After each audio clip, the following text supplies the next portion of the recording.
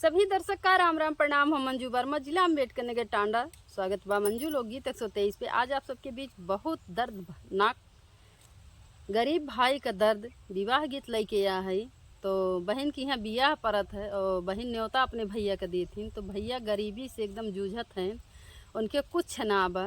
तो बहनी की यहाँ न्योता कैसे जाते देखा, बहन जौन है अपने भाई का कैसे अकिल बतावत हैं भैया ऐसे काम किया, तब हमरे की यहाँ न्योता ले आया। तो आप लोगन देखें कि कैसे कैसे वो बतावत हैं, कैसे भैया पहुँचत हैं, बहन के लाज बचत है। तो आप लोगन गीत के माध्यम से पूरा गाना जरूर सुनी है और अच्छा लगी तो वीडियो ज़्यादा से ज़्यादा शेयर करी हैं, लाइक करी हैं, कमेंट करी हैं, कमेंट में बताइए गीत कैसन बा। सभी दर्शक का राम राम, जय सिया राम। हम नीलम धुरिया, टांडा जिला अम्बेडकर नगर से। तो वहाँ पे सुने दर्दनाक गीत। दुआर पे बैठे वीरन भैया तो बहिन आरज कर, बहिन आरज कर। दुआर पे बैठे वीरन भैया तो बहिन आरज कर, बहिन आरज कर।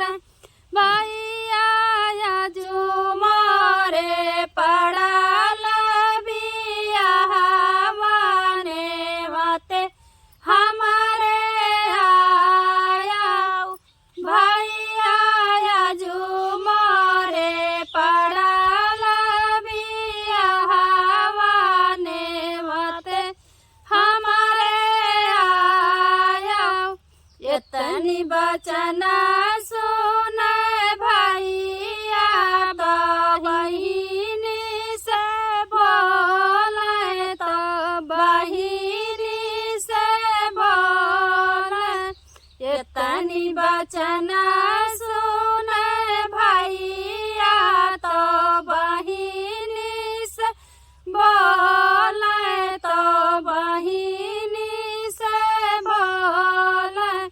बहिनी हमारी बहुत गरीबवा नेवतवा कैसे लईबे। बहिनी हमारी बहुत गरीबवा नेवतवा कैसे अईबे। बहिनी जे भैया का समझावे सुना मोरे बीराना, सुना मोरे बीराना। बहिनी जे भैया का समझावे सुना मोरे बीराना, सुना मोरे बीराना।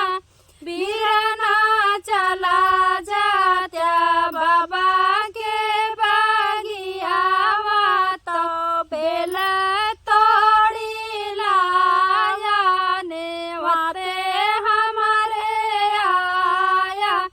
बीराना चला जात्या बाबा के बागियावा तो बेला तोड़ी लाया नेवते हमारे आया।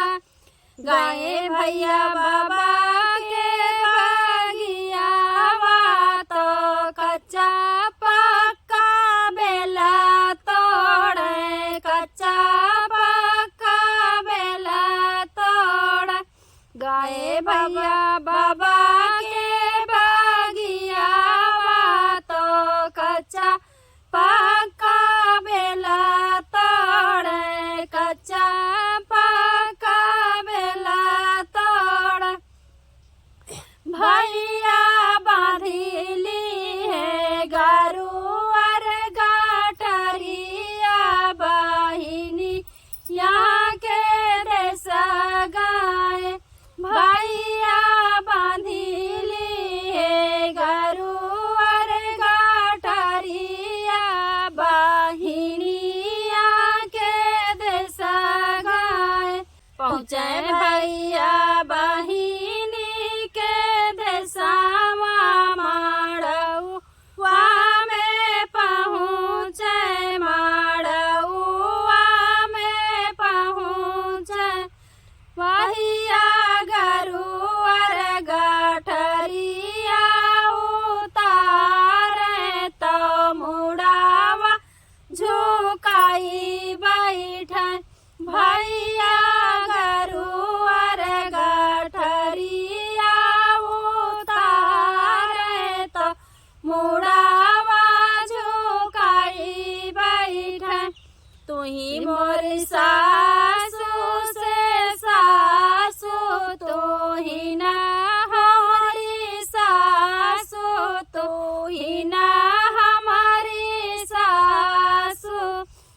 ही मोरी सासू से सासू तू ही ना हमारी सासू तू ही ना हमारी सासू सासू लना जात्यू गरुवर गाठरिया बीराना हमारे लाए सासू लना जात्यू गरुवर गाठरिया बीराना हमारे लाए लेके चली सासू गाठरिया बहिन के जियारा तड़प बहिन के जियारा तड़प लेके चली सासू गाठरिया